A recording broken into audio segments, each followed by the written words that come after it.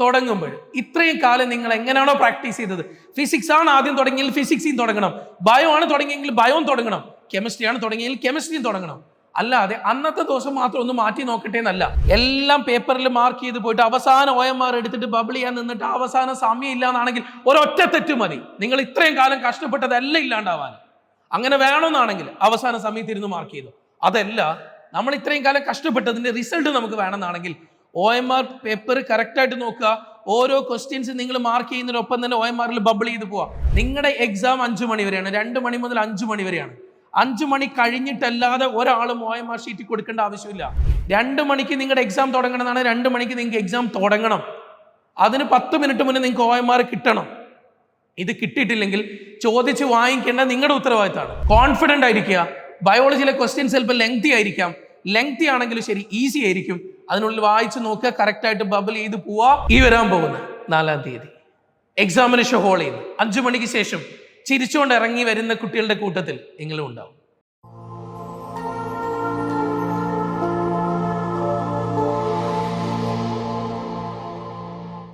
മക്കളെ, ഇനി അധികം കാത്തിരിക്കേണ്ട. എക്സാമിങ് അടുത്തെത്തി, 4 ദിവസവും കൂടെ.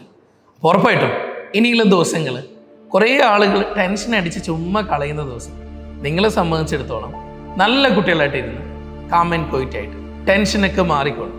നിങ്ങൾ ഹാപ്പി ആയിട്ടിരിക്കുകയാണെങ്കിൽ നിങ്ങൾ പ്രതീക്ഷിക്കുന്നതിനേക്കാൾ, നിങ്ങൾ ഇത്രയും കാലം എഴുതിയിരിക്കുന്ന, നിങ്ങൾ ഏത് സെൻറ്ററിൽ പഠിച്ചോ, നിങ്ങൾ ഇത്രയും കാലം കിട്ടിയിരിക്കുന്നതിനേക്കാൾ ഏറ്റവും ബെസ്റ്റായിട്ടുള്ള മാർക്ക് അത് നിങ്ങൾക്ക് ഉറപ്പായിട്ടും കിട്ടും.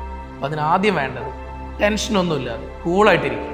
എനിക്ക് നിങ്ങളോട് പറയാനുള്ളത്, എക്സാമിനേഷന് പോകുമ്പോഴും അവിടെ എത്തിക്കഴിഞ്ഞാലും എക്സാമിനേഷൻ ഹാളിലും നിങ്ങൾ എന്തൊക്കെ കാര്യങ്ങൾ ശ്രദ്ധിക്കണം. എക്സാമിൻ്റെ തലേ ദിവസം മുതൽ എക്സാം കഴിഞ്ഞ് ഇറങ്ങുന്നത് വരേക്കുള്ള കുറച്ച് കാര്യങ്ങൾ നിങ്ങളുമായിട്ട് ഷെയർ ചെയ്യാം. കാരണം ഈ കഴിഞ്ഞ വർഷങ്ങളിലൊക്കെ നിങ്ങൾ കണ്ടേക്കുന്ന ഒരു കാര്യമുണ്ട്, കുറേ മനസ്സിനെ വേദനിപ്പിച്ച പ്രശ്നങ്ങൾ. എന്നും നീറ്റ് എക്സാം കഴിയുമ്പോൾ ഈ കഴിഞ്ഞ 3-4 വർഷങ്ങളായിട്ട് നമ്മൾ കേട്ടുകൊണ്ടിരിക്കുന്നത് സ്ഥിരം പല്ലവിയാണ്. ആ ഒരു അവസ്ഥ ഈ വർഷം ഈ വീഡിയോ കാണുന്ന ഒരു മക്കൾക്ക് ഉണ്ടാവില്ല എന്ന് എനിക്ക് ഉറപ്പാണ്. അതുകൊണ്ടാണ് നിങ്ങളോട് എനിക്ക് പറയാനുള്ളത്, എല്ലാ കാര്യങ്ങളും ശ്രദ്ധിച്ചെൻ്റെ മക്കൾ കേൾക്കണം. ഇനി ഒരു ബുദ്ധിമുട്ട് നാളെ നമുക്ക് ഉണ്ടാവാൻ പാടില്ല. ആദ്യം തന്നെ നിങ്ങൾക്ക് എല്ലാവർക്കും നീറ്റ് ഡ്രസ് കോഡുമായിട്ട് ബന്ധപ്പെട്ടേക്കുന്ന വീഡിയോ ഒക്കെ നമ്മൾ ചെയ്തിട്ടുണ്ട്. ആ ഡ്രസ് കോഡിൽ എന്തൊക്കെ പറ്റും എന്തൊക്കെ പറ്റൂല എന്ന് നിങ്ങൾക്ക് അറിയാം. ആ പറ്റുന്ന കാര്യങ്ങൾ മാത്രമേ നിങ്ങൾ എക്സാമിനേഷൻ ഹാളിലേക്ക് ഇടാൻ പാടുള്ളൂ. അല്ലാതെ ഇനി അതിന് വ്യത്യസ്തമായിട്ട് ഇപ്പോഴും 4 ദിവസം നമ്മുടെ മുന്നിലുണ്ട്. ഇനി അതിൽ മാറ്റം വരുത്തിയിട്ട് പുതിയൊരു സെറ്റ് ഉണ്ടാക്കി എടുക്കണം എന്നാണ് നിങ്ങൾക്ക് അതുപോലുള്ള ഡ്രസ്സുകൾ വാങ്ങിക്കാം. അതല്ലാതെ ഇത് അങ്ങനെയുള്ള ഡാർക്ക് കളറാണ്, ഇത് ഇങ്ങനെയാണ്, എനിക്ക് ഷൂവേ ഉള്ളൂ, ഇങ്ങനെ ഒന്നും പറയരുത്. നമുക്ക് പറ്റുന്ന കാര്യങ്ങൾ എന്തൊക്കെയാണെന്ന് പറഞ്ഞിട്ടുണ്ട്. അത് മാത്രമേ, ആ ഡ്രസ്സ് ഇട്ടിട്ട് മാത്രമേ നിങ്ങൾ എക്സാമിനേഷൻ ഹാളിലേക്ക് പോകാൻ പാടുള്ളൂ. ഇനി ഒരു പുതിയ കാര്യം പറയാം. ഈ വർഷത്തെ എക്സാം നടക്കാൻ പോകുന്നത് ഗവൺമെൻറ് സ്കൂളുകളിൽ വെച്ചിട്ടാണ്. ഇത്രയും കാലം CBSE സ്കൂളുകളിലായിരുന്നു എക്സാം നടന്നുകൊണ്ടിരുന്നത്. കേരള, നമ്മളിപ്പോൾ എഴുതാൻ പോകുന്ന കേരളത്തിലെ എല്ലാ സെൻറ്റേഴ്സും തന്നെ നമ്മുടെ ഗവൺമെൻറ് സ്കൂളുകൾ, പോളിടെക്നിക് കോളേജുകൾ, എൻജിനീയറിംഗ് കോളേജുകൾ, ഇങ്ങനെയുള്ള സ്ഥലങ്ങളിലൊക്കെ വെച്ചിട്ടാണ് ഈ വർഷത്തെ എക്സാം നടക്കാൻ പോകുന്നത്. അപ്പോൾ നമ്മൾ ഒന്നും കൂടെ നമ്മൾ ശ്രദ്ധിക്കേണ്ടതായിട്ടുള്ള കുറച്ച് കാര്യങ്ങൾ ഞാൻ നിങ്ങളോട് ഷെയർ ചെയ്യാം. സാധാരണ ഗവൺമെൻറ് സ്കൂളിലാവുമ്പോൾ നിങ്ങൾക്ക് അറിയാം, ചിലപ്പോഴും ബെഞ്ച് ഡെസ്കൊക്കെ നമ്മൾ വിചാരിക്കുന്ന പോലെ അത്രത്തോളം ബെസ്റ്റ് ആയിക്കൊള്ളണമെന്നില്ല. ചിലപ്പോൾ നിങ്ങൾ എക്സാം എഴുതാനിരിക്കുമ്പോൾ OMR ഷീറ്റിൽ നിങ്ങൾ ബബിൾ ചെയ്യുന്ന സമയത്ത് ചിലപ്പോൾ എന്തെങ്കിലും ഡെസ്കിലെങ്ങാനോ ഹോൾസോ കാര്യങ്ങളോ ഉണ്ടെന്നാണെങ്കിൽ നമ്മുടെ OMRന് അതിനനുസരിച്ചുള്ള പ്രശ്നം പറ്റും. അതുകൊണ്ട് എക്സാമിനേഷൻ ഹാളിൽ കയറി കഴിഞ്ഞാൽ നിങ്ങളിരിക്കുന്ന സ്ഥലത്ത് നിങ്ങളത് ബബിൾ ചെയ്യുന്ന സ്ഥലവും വേറെ പ്രശ്നങ്ങളൊന്നും ഇല്ലാന്ന് എൻ്റെ മക്കൾ ഉറപ്പുവരുത്തണം. എന്തെങ്കിലും ബുദ്ധിമുട്ടുണ്ടെങ്കിൽ എക്സാമിൻ്റെ ചാർജിലിരിക്കുന്ന അധ്യാപകനോട് നിങ്ങൾ ഈ കാര്യം പറയണം. ഓക്കെ? ഇനി അടുത്തൊരു കാര്യം, ഞാനിപ്പോൾ പറയുന്നതൊക്കെ നിസാര കാര്യങ്ങളായിട്ട് ഇതൊക്കെ എന്ത് സംഭവിക്കാനെന്നൊക്കെ ചിന്തിക്കുന്നവരുണ്ടാവും. പക്ഷേ ഈ നിസാര കാര്യങ്ങൾ അവസാനം ലൈഫിൽ 1 വർഷം 2 വർഷം 3 വർഷം നഷ്ടപ്പെട്ടു പോകുന്ന കുട്ടികളുള്ളത് കൊണ്ട് തന്നെയാണ് നിങ്ങളോട് ഈ കാര്യം പറയുന്നത്. ഇനി നമ്മളൊക്കെ വാട്ടർ ബോട്ടിലൊക്കെ കരുതും. വാട്ടർ ബോട്ടിൽ കരുതിയിട്ട് ഈ വാട്ടർ ബോട്ടിൽ കൊണ്ടുവച്ചിട്ട് നമ്മൾ എക്സാം എഴുതുന്ന സമയത്ത് അവിടെ തന്നെ വെക്കും. ഇത് നമ്മൾ എഴുതിക്കൊണ്ടിരിക്കുന്ന സമയത്ത് ചുമ്മാ ഒന്ന് തട്ടിപ്പോയാൽ മതി. നിങ്ങൾ ചിന്തിക്കുന്നത് വളരെ റെയർ പോസിബിലിറ്റി, പക്ഷേ ഈ പോസിബിലിറ്റി മതി നമ്മുടെ ഈ 1 വർഷത്തെ കഷ്ടപ്പാട് ഇല്ലാണ്ടാവാൻ. നമ്മുടെ ഈ 1 വർഷത്തെ കഷ്ടപ്പാടിന് ഒരു റിസൾട്ടും ഇല്ലാതാവാൻ ഈ ഒരു ഒറ്റ കാര്യം മതി. അപ്പോൾ ആ വെള്ളം ബോട്ടിൽ നിങ്ങൾ താഴത്തേക്ക് വെക്കുക. എന്തിനാ അത് ഇവിടെ തന്നെ വെക്കണം എന്നില്ലല്ലോ, നിങ്ങൾ താഴത്തേക്ക് വെച്ചേക്കുക. എന്നിട്ട് നിങ്ങൾ എക്സാം എഴുതാൻ തുടങ്ങും. അങ്ങനെയാണ് ഒരിക്കലും ഈ വെള്ളം മറഞ്ഞുകൊണ്ട് നമ്മുടെ OMR പോവോ അല്ലെങ്കിൽ ക്വസ്റ്റ്യൻ പേപ്പറിലാവോ എന്നുള്ള പ്രശ്നങ്ങളൊന്നുമില്ല. ഇനി തലേ ദിവസമേ ശ്രദ്ധിക്കേണ്ട കാര്യം, ഭക്ഷണം ഇല്ലേ, അന്നത്തെ ദിവസം ലൈറ്റ് ആയിട്ടുള്ള ഭക്ഷണം മാത്രം കഴിച്ചാൽ മതി. കുറേ ഹെവി ആയിട്ടുള്ള ഫുഡ് കഴിക്കണ്ട. ഓക്കെ, പിറ്റേ ദിവസം രാവിലെ ആണെങ്കിൽ ഹെവി ആയിട്ടുള്ള ഭക്ഷണം കഴിക്കരുത്. നിങ്ങളുടെ വയറിന് പ്രശ്നമില്ലാത്ത ഫുഡ് മാത്രം കഴിക്കുക. ഇനി ഒരു കാര്യം പറയട്ടെ, നിങ്ങളുടെ സെൻറ്റർ ഇപ്പോൾ 1-ാം തീയതി നമുക്ക് അഡ്മിറ്റ് കാർഡ് റിലീസ് ആവുമല്ലോ. അപ്പോൾ നമ്മുടെ സെൻറ്ററൊക്കെ നമ്മൾ നോക്കി വെച്ചു, ഏത് സ്കൂളിലാണെന്നൊക്കെ നമ്മൾ മനസ്സിലായി കഴിഞ്ഞാൽ എനിക്ക് നിങ്ങളോട് പറയാനുള്ള ഫസ്റ്റ് കാര്യം ഇതാണ്. അത് നമ്മൾ വീട്ടിൽ നിന്ന് എത്ര ദൂരം ഉണ്ടെന്ന് ആദ്യം മനസ്സിലാക്കുക. കുറേ ദൂരത്താണ് സെൻറ്റർ കിട്ടുന്നതെങ്കിൽ തലേ ദിവസം തന്നെ പോയിട്ട് അവിടെ നിൽക്കുക. അതുകൊണ്ട് നിങ്ങൾക്ക് ചിലപ്പോൾ ഒരു 1200 ഒരു റൂം എടുക്കാനുള്ള എമൗണ്ട് ചിലപ്പോൾ നിങ്ങൾക്ക് പോവുണ്ടാവും. സാരമില്ല, ആ എമൗണ്ട് പോയാലും നിങ്ങൾ ഇത്രയും കാലത്തെ കഷ്ടപ്പാടിനേക്കാൾ വരുന്നൊന്നുമില്ലല്ലോ ആ റൂമിൻ്റെ എമൗണ്ട്. ഇനി അതല്ല, നിങ്ങൾ അടുത്താണെങ്കിൽ വേറെ പ്രശ്നമൊന്നുമില്ല, കുറേ ദൂരത്താണെങ്കിൽ മാത്രമേ ഞാൻ നിങ്ങളോടത് പറയുന്നു. ഇനി അടുത്ത കാര്യം, നിങ്ങൾ വീട്ടിൽ നിന്ന് ഈ എന്താ പറയുക ചെറിയ ചെറിയ വഴിയിലൂടെയൊക്കെ വളവും തിരിവുള്ള വഴിയിലൂടെയാണ് എക്സാമിനേഷൻ സെൻറ്ററിൽ എത്തുന്നതെങ്കിൽ, നിങ്ങൾ സാധാരണ ഏതെങ്കിലും കോച്ചിങ് സെൻറ്ററിൽ പഠിക്കുന്ന കുട്ടിയാണെങ്കിൽ സാധാരണ ഇത്രയും കാലമായിട്ട് അധികം യാത്ര ചെയ്യുന്നവരായിരിക്കില്ല. ചിലപ്പോൾ രാവിലെ തന്നെ യാത്ര ചെയ്താൽ വോമിറ്റിംഗ് ടെൻഡൻസി ഉള്ള കുട്ടികളൊക്കെ ഉണ്ടാവും. അത് ചിലപ്പോൾ ഈ വളവും തിരിവുള്ള വഴിയിലൂടെ പോവുകയാണെങ്കിൽ ചിലപ്പോൾ സ്പീഡിലായിരിക്കും നമ്മൾ പോകുന്നുണ്ടാവുക. ചിലപ്പോൾ നമ്മൾ ആ എക്സാമിനേഷൻ സെൻറ്ററിൽ എത്തുമ്പോഴേക്ക് ആകെ വീക്കായിട്ടുണ്ടാവും, ഒരുമാതിരി ബുദ്ധിമുട്ട് കാര്യങ്ങൾ.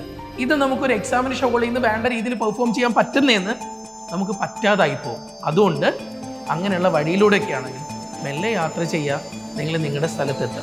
11 o'clock ആണ് റിപ്പോർട്ടിംഗ് ടൈം, 11:30 ആണ് റിപ്പോർട്ടിംഗ് ടൈം, 12 ആണ് റിപ്പോർട്ടിംഗ് ടൈം, 12:30 ആണ്, 1 o'clock ആണ്, എന്തോ ആവട്ടെ.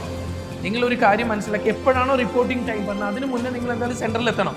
എന്തായാലും നീറ്റ് എക്സാമിന് അന്നൊരു ബ്ലോക്കും കാര്യങ്ങളും നിങ്ങൾ എക്സ്പെക്ട് ചെയ്യണം. കാരണം ഗവൺമെൻറ് സ്കൂളുകൾ പലതും നമ്മുടെ റോഡ് സൈഡിലാണ്, ഹൈവേ സൈഡിലാണ്. അവിടെ പലരും വണ്ടി ഒതുക്കാൻ, പലപ്പോഴും CBSE സ്കൂളിലായ സമയത്ത് നമുക്ക് വണ്ടി ഒതുക്കാൻ വലിയ ബുദ്ധിമുട്ടുണ്ടായിരുന്നില്ല.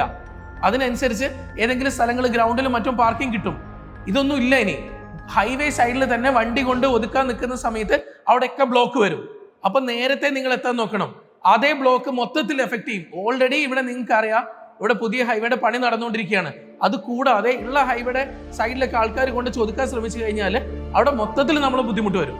അപ്പൊ അതുകൊണ്ട് നേരത്തെ ഇറങ്ങാൻ നോക്കുക. എക്സാമിനേഷന് നിങ്ങൾ റിപ്പോർട്ട് ചെയ്യേണ്ട സമയത്തിന് 1 മണിക്കൂർ മുന്നെങ്കിലും നിങ്ങൾ അവിടെ എത്താൻ നോക്കണം.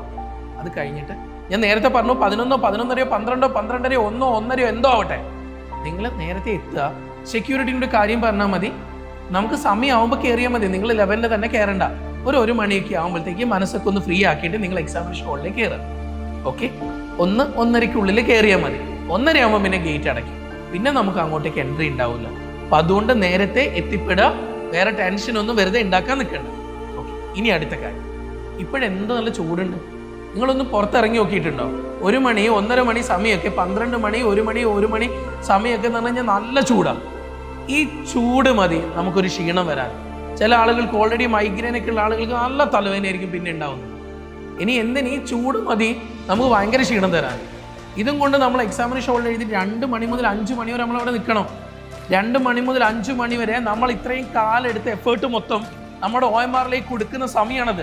ആ 2 to 5 എന്ന് പറയുന്നത് നമുക്ക് ഭയങ്കര ഇമ്പോർട്ടൻ്റ് ആണ്. ആ 2 to 5 എങ്ങനെ നമ്മൾ പെർഫോം ചെയ്യുന്നത്, അതാണ് നമ്മുടെ റിസൾട്ട്. ഇത്രയും കാലത്തതൊന്നുമല്ല. ആ ദിവസം എക്സാമിൻ്റെ അന്ന്, ആ വരാൻ പോകുന്ന മെയ് 4-ാം തീയതി, ഈ 4-ാം തീയതി എന്തോ ആ 2 മണിക്കൂർ, ആ 2 മണി മുതൽ 5 മണി വരെയുള്ള 3 മണിക്കൂർ എന്തോ, അതാണ് നമ്മുടെ റിസൾട്ട് തീരുമാനിക്കുന്നത്. ആ സമയം നമുക്ക് ഏറ്റവും ബെസ്റ്റ് ആവണമെന്നാണെങ്കിൽ അവിടെ എക്സാമിനേഷൻ ഹോളിൽ എത്തിക്കഴിഞ്ഞാൽ ഒന്നുകിൽ നിങ്ങളുടെ വണ്ടിയിൽ അല്ലെങ്കിൽ തണലുള്ള ഏതെങ്കിലും ഭാഗത്ത് മക്കൾ പോയി നിൽക്കുക. ആ ചൂടിലോ വെയിലിലോ പോയിട്ട് നിങ്ങൾ തലവെച്ച് കൊടുത്തിട്ട് ബുദ്ധിമുട്ടാക്കാൻ നിൽക്കരുത്. പിന്നെ എക്സാമിനേഷൻ ഹോളിന് പുറത്ത് നിങ്ങളുടെ ഫ്രണ്ട്സിനെയൊക്കെ ചിലപ്പോൾ കാണും. ഈ ഫ്രണ്ട്സിനോടൊക്കെ നമുക്ക് എക്സാം കഴിഞ്ഞിട്ടുമുണ്ട്. എക്സാമിൻ്റെ മുന്നേ ഇനി തലേ ദിവസം വിളിച്ചിട്ട് എടീ എങ്ങനെയുണ്ട് എടീ, നീ അത് പഠിച്ചോടി ഇത് പഠിച്ചോടി, അല്ലെങ്കിൽ അവളെ ഇങ്ങോട്ട് ചോദിക്കും. അത് കേൾക്കാൻ നിൽക്കരുത്. നിങ്ങൾ എന്താണോ പഠിച്ചത് അതേ ചോദിക്കൂ. അതിലാദ്യം കോൺഫിഡൻസ് ഉണ്ടാവും. നിങ്ങൾ ഇത്രയും കാലം എഫേർട്ട് എടുത്തേക്കുന്ന ഈ ഒരു എക്സാമിന് വേണ്ടിയിട്ടാണ്. ഇത്രയും കാലം ലൈഫിൽ എല്ലാം മാറ്റി വെച്ച് ഈ ഒരു എക്സാമിന് വേണ്ടിയിട്ടാണ്. പലരും കുറ്റപ്പെടുത്തിയിട്ടുണ്ട്. പലരും നിങ്ങൾ വീണ്ടും റിപ്പീറ്റിനും റിപ്പീറ്റിനും പോകുമ്പോൾ വേണ്ടാന്ന് പറഞ്ഞിട്ടുണ്ട്. എല്ലാവർക്കും മറുപടി കൊടുക്കാറുണ്ടെങ്കിൽ ഇതാണ് നമ്മുടെ അതിനുള്ള ചാൻസ്. ഇത് മാത്രമേ ഉള്ളൂ നമ്മുടെ മുന്നിൽ. ഏറ്റവും ബെസ്റ്റ് ആയിട്ടുള്ള ഒരു ടൈം നമ്മുടെ മുന്നിൽ വന്നേക്കാം. ഇത്രയും കാലത്തെ കഷ്ടപ്പാടുകളല്ല ഇനി ഓർക്കേണ്ടത്. ഇനി ഇത്ര ദിവസവും കൂടെ ഉള്ളൂ. ഈ ദിവസവും കൂടെ കഷ്ടപ്പെട്ട് കഴിഞ്ഞാൽ എൻ്റെ മുന്നിൽ വരാൻ പോകുന്നത്, ഞാൻ ഇത്രയും കാലം ഡ്രീം കണ്ടതെന്തോ, ഞാൻ ഇത്രയും കാലം സ്വപ്നം കണ്ടതെന്തോ, അതെൻ്റെ മുന്നിലേക്ക് വരാൻ പോവാണ്.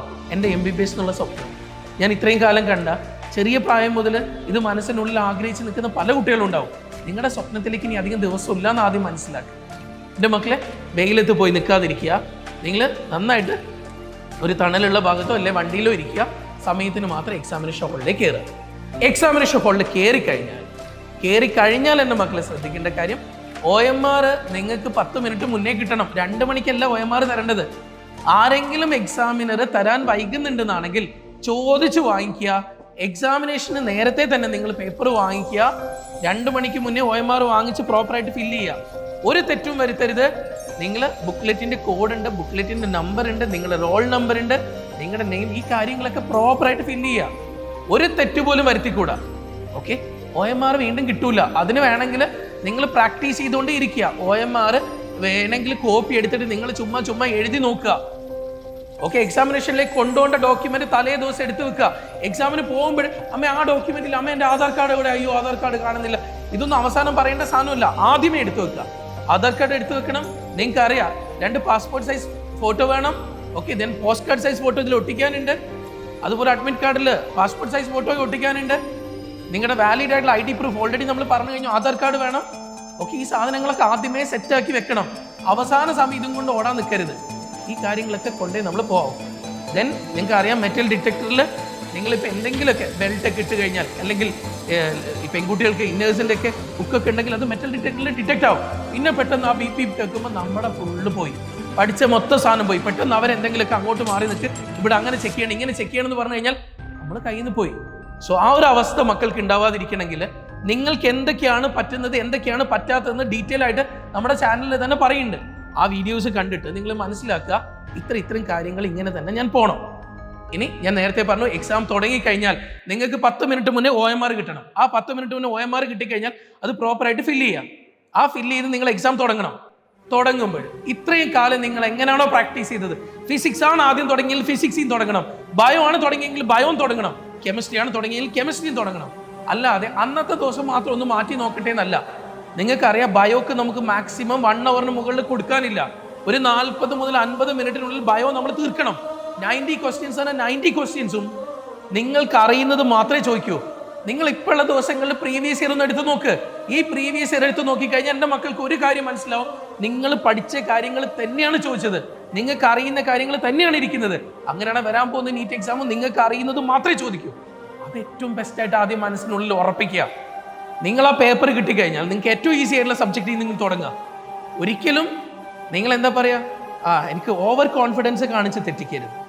ഓപ്ഷൻസ് 4 വായിച്ച് നോക്കണം. ആ 4 ഓപ്ഷൻസ് വായിച്ച് നോക്കുമ്പോൾ ചിലപ്പോൾ A ഓപ്ഷൻ നിങ്ങൾ തെറ്റിക്കാൻ വേണ്ടിയിട്ടതായിരിക്കാം. ചിലപ്പോൾ C ഓപ്ഷനിലോ D ഓപ്ഷനിലായിരിക്കും ആൻസർ ഉണ്ടാവുക. കറക്റ്റായിട്ട് അത് OMRലേക്ക് ബബിൾ ചെയ്യുക. ഓക്കെ, ഇനി അടുത്തൊരു കാര്യം ശ്രദ്ധിച്ച് കേൾക്കുക. OMR ബബിൾ ചെയ്യുന്ന കാര്യം എല്ലാം പേപ്പറിൽ മാർക്ക് ചെയ്ത് പോയിട്ട് അവസാനം OMR എടുത്തിട്ട് ബബിൾ ചെയ്യാൻ നിന്നിട്ട് അവസാനം സമയം ഇല്ല എന്നാണെങ്കിൽ ഒരൊറ്റ തെറ്റ് മതി നിങ്ങൾ ഇത്രയും കാലം കഷ്ടപ്പെട്ടതെല്ലാം ഇല്ലാണ്ടാവാൻ. അങ്ങനെ വേണമെന്നാണെങ്കിൽ അവസാന സമയത്ത് ഇരുന്ന് മാർക്ക് ചെയ്തു. അതല്ല, നമ്മൾ ഇത്രയും കാലം കഷ്ടപ്പെട്ടതിന്റെ റിസൾട്ട് നമുക്ക് വേണമെന്നാണെങ്കിൽ OMR പേപ്പർ കറക്റ്റായിട്ട് നോക്കുക. ഓരോ ക്വസ്റ്റ്യൻസ് നിങ്ങൾ മാർക്ക് ചെയ്യുന്നതിനൊപ്പം തന്നെ OMRൽ ബബിൾ ചെയ്ത് പോവാ. ഇനി അതല്ല 5 ക്വസ്റ്റ്യൻസ് മാർക്ക് ചെയ്തതിന് ശേഷം നിങ്ങൾ ബബിൾ ചെയ്തോ, കുഴപ്പമില്ല. പക്ഷെ അവസാന സമയത്ത് എല്ലാം കൂടെ ഒരുമിച്ച് കൊണ്ടുവച്ച് ബബിൾ ചെയ്യുക എന്ന് പറയുന്നത് അവസാനം നമ്മൾ ചെയ്യുന്ന ലൈഫിൽ തെറ്റായി പോകും. അങ്ങനെ നഷ്ടപ്പെട്ടു പോയ കുറേ കുട്ടികളുണ്ട്. ഒരൊറ്റ ഓപ്ഷൻ തെറ്റിയിട്ട് ബാക്കി അങ്ങോട്ട് ക്വസ്റ്റ്യൻ നമ്പർ പോലും നോക്കാതെ C, അടുത്ത D, അടുത്ത A, അടുത്ത B, അടുത്ത B, ഇങ്ങനെ പോകുമ്പോൾ തെറ്റുകൾ വാരിക്കോരി വരും. സോ ആ തെറ്റുകൾ മക്കൾക്ക് വരാതിരിക്കണമെങ്കിൽ നിങ്ങൾ ശ്രദ്ധിക്കുക. അങ്ങനെ ഒരു തെറ്റ് നമുക്ക് ഉണ്ടാവരുത്. OMRൽ അപ്പം തന്നെ കറക്റ്റായിട്ട് ബബിൾ ചെയ്ത് പോവാം. ഓക്കെ, ഇനി എക്സാമിനേഷൻ ഹാളിൽ നേരത്തെ നിങ്ങൾ പേപ്പർ തന്നില്ലെങ്കിൽ, OMR നേരത്തെ തന്നില്ലെങ്കിൽ, ഞാൻ മക്കളോട് ഓൾറെഡി പറഞ്ഞു, OMR നേരത്തെ തന്നില്ലെങ്കിൽ നിങ്ങൾ എന്ത് ചെയ്യണം, എക്സാമിനറോട് നിർബന്ധമായിട്ട് ചോദിച്ച് വാങ്ങിക്കുക. ഇനി 5 മണിവരെ മക്കളുടെ എക്സാമാണ്. ഈ 5 മണിവരെ എക്സാം ആണെങ്കിൽ ആ 5 മണിവരെ നിങ്ങൾക്കിത് പ്രോപ്പറായിട്ട് എഴുതാനുള്ള സമയമാണ്. ഇനി 4:50 വന്നിട്ട് നിങ്ങളുടെ answer paper, that means OMR വന്നിട്ട് വാങ്ങിച്ച് കൊണ്ടുപോകാനുള്ള റൈറ്റ് ഒന്നുമില്ല. ചില ആളുകൾ പറയും 5 മണിക്ക് എക്സാം കഴിയും, അപ്പോഴേക്ക് ഇതൊക്കെ പാക്ക് ചെയ്യണം. നിങ്ങളോട് വീണ്ടും പറയാണ്, നിങ്ങളുടെ എക്സാം 5 മണി വരെയാണ്. 2 മണി മുതൽ 5 മണി വരെയാണ്. 5 മണി കഴിഞ്ഞിട്ടല്ലാതെ ഒരാളും OMR ഷീറ്റ് കൊടുക്കേണ്ട ആവശ്യമില്ല. നിങ്ങളത് തീർത്തിട്ട് മാത്രമേ നിങ്ങൾ OMR കൊടുക്കാവൂ. 2 മണിക്ക് നിങ്ങളുടെ എക്സാം തുടങ്ങണമെന്നാണ്. 2 മണിക്ക് നിങ്ങൾക്ക് എക്സാം തുടങ്ങണം. അതിന് 10 മിനിറ്റ് മുന്നേ നിങ്ങൾക്ക് OMR കിട്ടണം. ഇത് കിട്ടിയിട്ടില്ലെങ്കിൽ ചോദിച്ച് വാങ്ങിക്കേണ്ട നിങ്ങളുടെ ഉത്തരവാദിത്തമാണ്. അല്ലാതെ നിങ്ങളുടെ എക്സാമിനേഷൻ ഹാളിലിരിക്കുന്ന എല്ലാ ആളുകളും നിങ്ങളെ പോലെ എക്സാമിന് സീരിയസ്നെസ് ആയിട്ട് പഠിച്ച ആളുകളായിരിക്കില്ല. ചോദിക്കേണ്ട നിങ്ങളുടെ റെസ്പോൺസിബിലിറ്റിയാണ്. ചോദിച്ച് വാങ്ങിക്കുക, കറക്റ്റായിട്ട് എഴുതുക. ഓക്കെ, കറക്റ്റ് 2 മണിയാകുമ്പോൾ തന്നെ പൊട്ടിച്ച് എഴുതാനും തുടങ്ങും. ഇനി ഒരു കാര്യം കൂടെ പറയട്ടെ, നേരത്തെ ആ ബുക്ക്ലെറ്റ് കിട്ടിക്കഴിഞ്ഞാൽ ചുമ്മാ ഒന്ന് ആ സൈഡിലൂടെ ഒക്കെ ഒന്ന് നോക്കാം കേട്ടോ. 1, 2, 3, 5 ക്വസ്റ്റ്യൻസ് ഒക്കെ ചിലപ്പോൾ നമുക്ക് കാണാനും പറ്റും. അപ്പോൾ നമ്മൾ ഓക്കെ ആവും. പിന്നെ എന്തായാലും ശരി, നിങ്ങൾ ഇത്രയും കാലം എഴുതിയിരിക്കുന്നതിൽ ഏറ്റവും നല്ലൊരു എക്സാം, അതിനേക്കാൾ ഏറ്റവും സിമ്പിളായിട്ടുള്ള ഒരു എക്സാം ആയിരിക്കും എൻ്റെ മക്കൾ ആദ്യമായിട്ട് ഈ തവണ കാണുന്നത്. നിങ്ങൾ ഇതുവരെ എഴുതിയിരിക്കുന്ന എല്ലാ എക്സാമിനേക്കാളും ഏറ്റവും സിമ്പിളായിട്ടുള്ള എക്സാം, നിങ്ങൾക്ക് ഇതുവരെ നിങ്ങൾ ഏത് സെൻറ്ററിൽ പഠിച്ചോ അവിടെ കിട്ടിയിരിക്കുന്ന ഏറ്റവും നല്ലൊരു മാർക്ക് അത് മക്കൾക്ക് ഇവിടെ കിട്ടും. കോൺഫിഡൻ്റ് ആയിരിക്കുക. ബയോളജിയിലെ ക്വസ്റ്റ്യൻസ് ചിലപ്പോൾ ലെങ്തി ആയിരിക്കാം, ലെങ്തി ആണെങ്കിലും ശരി ഈസി ആയിരിക്കും. അതിനുള്ളിൽ വായിച്ച് നോക്കുക, കറക്റ്റായിട്ട് ബബിൾ ചെയ്ത് പോവുക. ഓക്കെ, ഒരു മിസ്റ്റേക്കും വരുത്തരുത്. ഇനി വീണ്ടും ഒരു കാര്യം കൂടെ പറയാനുള്ള, നോട്ട് ഇൻകറക്റ്റ്, നോട്ട് കറക്റ്റ് ഇങ്ങനെയൊക്കെ കാണുമ്പോൾ അതൊന്ന് അണ്ടർലൈൻ ചെയ്യുക. എന്നിട്ട് നമ്മൾ ആ സ്റ്റേറ്റ്മെന്റ് ഒന്നും കൂടെ വായിക്കുക. ഇനി നാളെ പറയരുത് സാർ ആ ക്വസ്റ്റ്യനിൽ നോട്ട് ഇൻകറക്റ്റ് എന്ന് കണ്ടില്ല, ഞാൻ വിചാരിച്ച ഇൻകറക്റ്റ് ആണ് ചോദിച്ചത്. അങ്ങനെയുള്ള മിസ്റ്റേക്ക് പറ്റാതിരിക്കട്ടെ. അങ്ങനെയുള്ള ക്വസ്റ്റ്യൻസ് ഒന്നും കൂടെ വായിച്ചു നോക്കുക. അസേർഷൻ, റീസൺ, സ്റ്റേറ്റ്മെന്റ് ക്വസ്റ്റ്യൻസ് ഒക്കെ ഒരാവർത്തിയും കൂടെ നോക്കുക. എന്നിട്ട് നിങ്ങൾ ആൻസർ ചെയ്യുക. ഓക്കെ, വേഗം എഴുതി പോകുന്നതിന് പകരം ഒരു ആവർത്തി നോക്കി ക്ലിയർ ആയതിനു ശേഷം മാത്രം ആൻസർ ചെയ്ത് പോവാം. ഈ വരാൻ പോകുന്ന 4-ാം തീയതി എക്സാമിനേഷൻ ഹാളിൽ 5 മണിക്ക് ശേഷം ചിരിച്ചുകൊണ്ട് ഇറങ്ങി വരുന്ന കുട്ടികളുടെ കൂട്ടത്തിൽ നിങ്ങളും ഉണ്ടാവും. ഇത്രയും കാലം നിങ്ങൾ ആഗ്രഹിച്ച വൈറ്റ് കോട്ട് സ്റ്റെത്തിനും ഇനി അധികം ദൂരമില്ല എന്ന് വിചാരിക്കുക. ഇനി എത്രയും പെട്ടെന്ന് ഈ എക്സാംസ് ഒക്കെ തീർത്ത് ഇത്രയും കാലം എടുത്തേക്കുന്ന എല്ലാ എഫേർട്ടും ഒന്ന് മാറ്റിവെച്ച് ലൈഫിലൊന്ന് എൻജോയ് ചെയ്യണ്ടേ, ഹാപ്പി ആയിട്ടിരിക്കണ്ടേ. ഇത്രയും കാലം കഷ്ടപ്പെട്ടല്ലേ, എല്ലാ ആഘോഷങ്ങളും മാറ്റിവെച്ച് കഷ്ടപ്പെട്ടല്ലേ, ഹാപ്പി ആയിട്ടിരിക്കാൻ ഇനി കുറച്ച് ദിവസവും കൂടെയാണ്. ആ ദിവസം കഴിഞ്ഞാൽ അടിപൊളിയായിട്ട് നമുക്ക് മുന്നോട്ടേക്ക് പോവാം. ഞാൻ ഈ പറഞ്ഞ കാര്യങ്ങളൊക്കെ എൻ്റെ മക്കൾ പ്രത്യേകം ശ്രദ്ധിക്കുക. ഒരു തെറ്റുകളും നമുക്ക് പറ്റാതിരിക്കട്ടെ. ലൈഫിൽ ഏറ്റവും നല്ല റിസൾട്ടിലേക്ക് എത്തുന്ന ഒരു എക്സാം നമുക്ക് മെയ് 4 കാണാൻ പറ്റും. ലൈഫിൽ ഏറ്റവും സക്സസ് ഡേ എന്ന് ഓർക്കാൻ പറ്റുന്നൊരു ദിവസമായിട്ട് മെയ് 4 മാറാൻ പറ്റട്ടെ. ഈ മെയ് 4 ഇറങ്ങുന്ന ഓരോ കുട്ടിയും സന്തോഷത്തോടു കൂടെ എക്സാമിനേഷൻ ഹാളിൽ നിന്ന് ഇറങ്ങാൻ പറ്റട്ടെ. നിങ്ങളെ കാത്തിരിക്കുന്ന നിങ്ങളുടെ അച്ഛനും അമ്മയുണ്ട്, അവരെടുത്ത് ഓടി വന്ന് സന്തോഷത്തോടു കൂടെ എക്സാം ഈസി ആയിരുന്നു എന്ന് പറയാൻ പറ്റട്ടെ. എല്ലാ പ്രാർത്ഥനകളും എല്ലാവരും അടിപൊളിയായിട്ടിരിക്കുക, ഹാപ്പി ആയിട്ടിരിക്കുക. നല്ല എക്സാം ആവും നിങ്ങൾക്ക്. ഓക്കെ മക്കളെ, കാണാം നമുക്ക്.